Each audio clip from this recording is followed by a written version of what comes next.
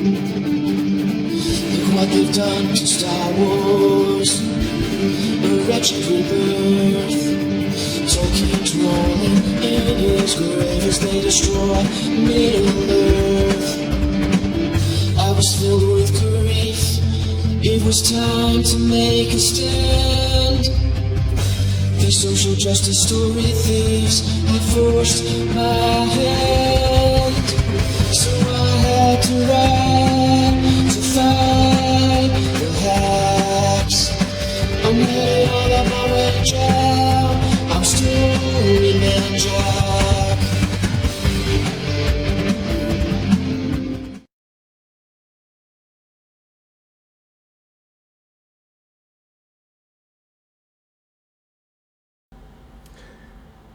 Good morning and welcome to another episode of Just the Tip, Writing Tips with StoryMan-Jack. StoryMan-Jack. So yesterday we talked about, the last episode we talked about what we're going to rewrite.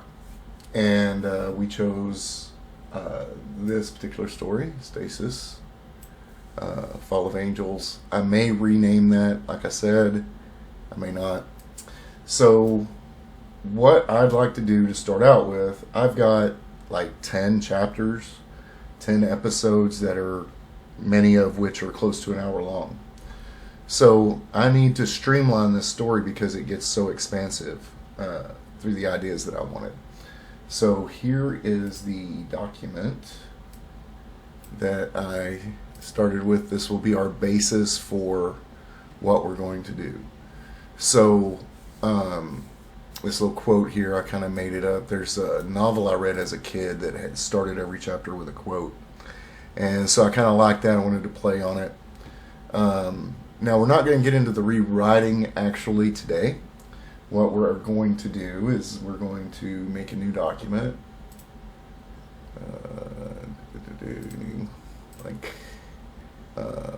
And you'll note that everything I have is in manuscript format, and I use Grammarly.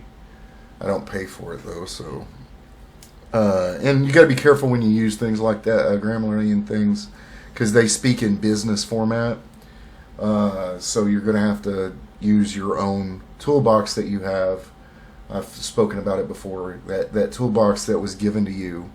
If you're like me and you went to public school, then you had 12 years of repetitive language arts training, and that stuff is stuck in there whether you realize it or not. So usually if you use your ear and you read things out loud with a locked door and all that good stuff, you'll find a lot of grammar mistakes on your own. So don't rely solely on AI to accomplish what your brain already has for you. And trust yourself. If it sounds right to you, it's probably going to sound right to somebody else. That's what line editors are for, okay? And different perspectives will give you another clue into what might work and what doesn't. That's why, like I said, on all my stories, I love comments. Even the trashier, if you have an explanation of why you think something is wrong, man, I really need that feedback. And if you tell me something's wrong, I'm going to look at it harder, even if you don't know exactly what it is. So let's start off. Let's list the characters that I had in the first one. We're going to do characters and kind of a list of points that we're trying to get across. So of course, as we talked about in the last episode, we're going to use the background story of Adam and Eve, of the creation myth, or truth, depending on your perspective. So we're going to use that as the basis of our story, but we're going to set it and make it more plausible through science fiction. That's a tool, and not only does it give us new ideas to look at, but it gives us a different perspective to look at something, right? That's why Ancient Aliens and things like that is so popular, is because it gives you a different perspective on how something that the human heart really wants to believe in could be true. Because as human beings, we need explanations for things, and that's why faith is, you can't have faith without doubt. So we try to explore these ideas and come to understand how it's possible, even though that may be an achievement that we will never make. So, like I said, the main character is Adam. He's the captain. And I named him Adam Alpha. All right, so that goes into the, there's two reasons for that. That goes into, he's the alpha version, the first version of Adam. As a computer might look at it.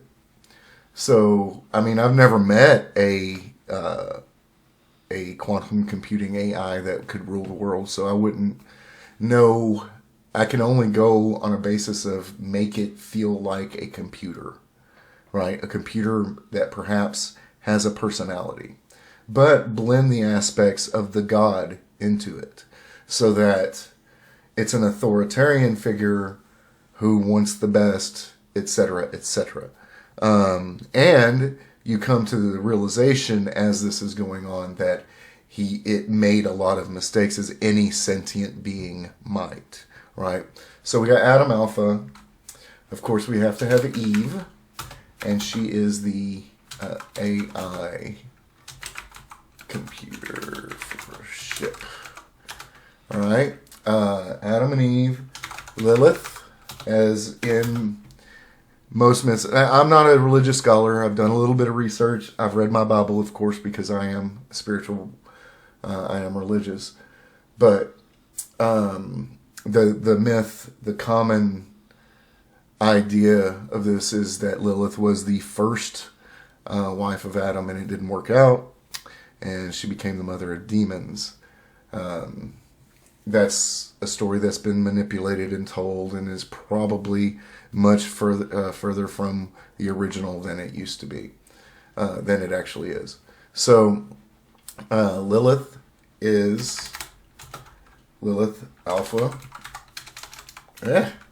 Lost my own buttons there. Alpha. Alright. And she is the second in command, the commander of the mission. And she is a geneticist. Okay? There we go. Then we have, of course, Abel is a botanist. No. Abel is botanist. I believe, if I remember correctly. That's the other thing. This thing has been sitting for a while. I think over 3 months, maybe even closer to 6 months.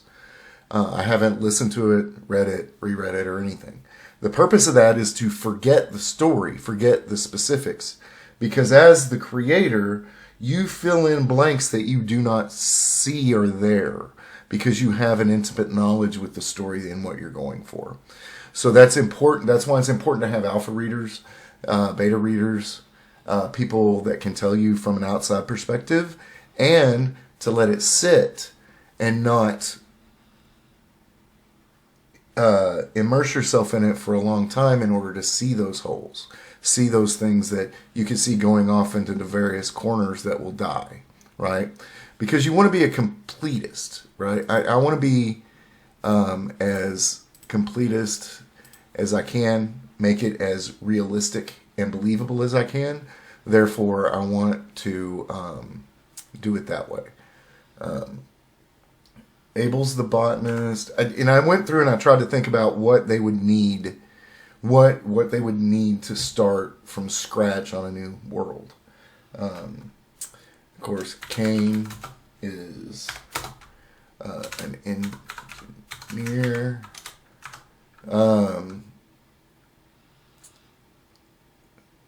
Then we have Seth, and he is doctor. Okay. We also have and I believe these were all betas.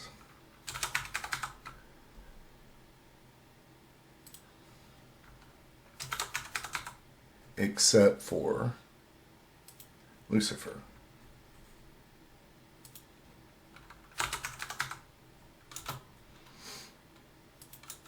Yeah. Yeah. It's kind of funny. Beta male. They're the second offspring. So we started off badly. No. So, Lucifer, Zeta. And the reason I did that because it made perfect sense because it's also known as Satan. Get it? Satan. Anyway, I thought that would be a good link to put in there. To try, like I said, to make it as robust and believable as possible, following that storyline, following that snake in the grass, right?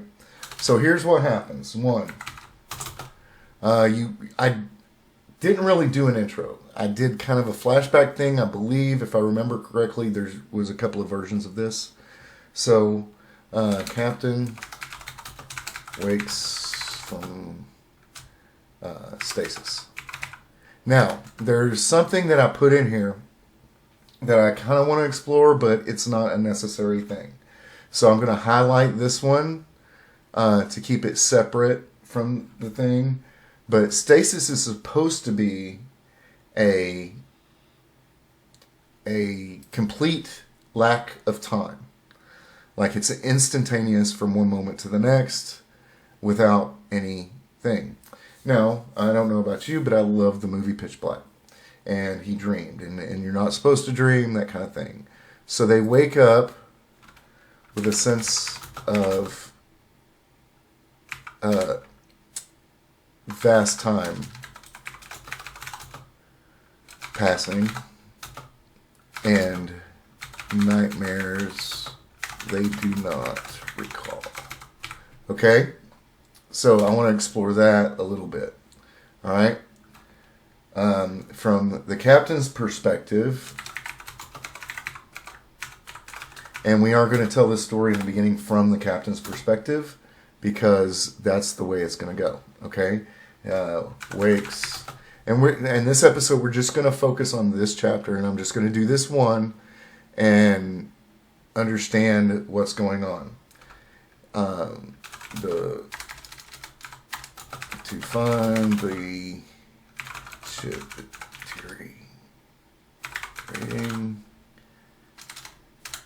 deteriorated and alarms sounding.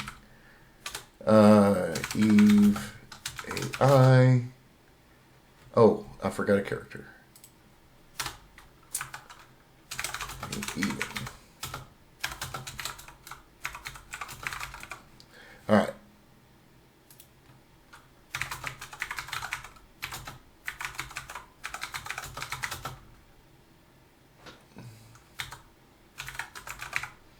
Okay, so that's the thing. That's what this chapter is ultimately about, and it introduces us into that stuff. So the second thing we're going to talk about is how they got there,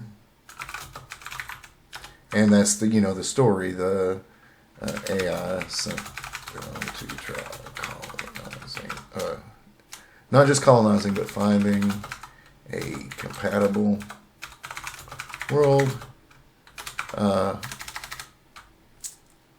And B, it didn't happen. Millions of years gone back on Earth. Now here's the big kind of cliffhanger thing. I actually used this as kind of the cliffhanger thing, but they're going to wake everybody up. The thing they notice first is it's taken millions of years, so we didn't do that. We said